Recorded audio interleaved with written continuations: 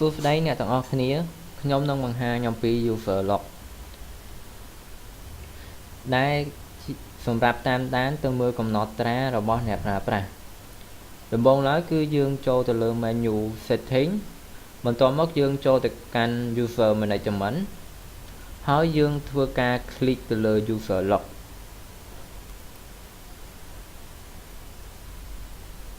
ឥឡូវនេះគឺយើងចូលមកដល់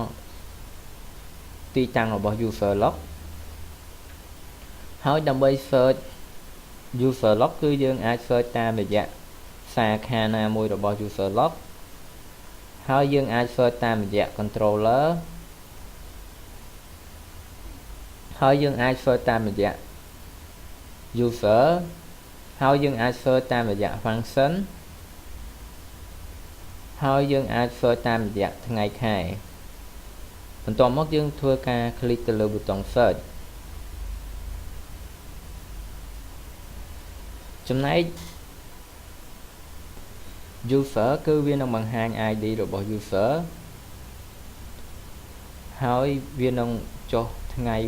កាលបរិច្ឆេទរបស់ user ដែលបានចូលប្រើប្រាស់ហើយវានឹងបង្ហាញ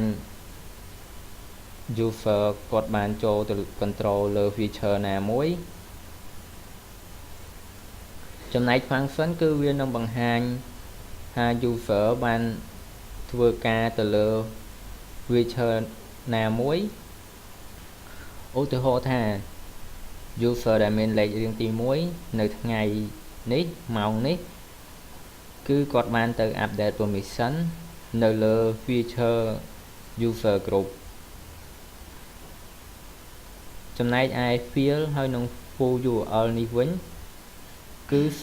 សម្រាប់ឲ្យអ្នកបច្ចេកទេសក្នុងផ្នែក system គឺគាត់អាចធ្វើការពិនិត្យមើល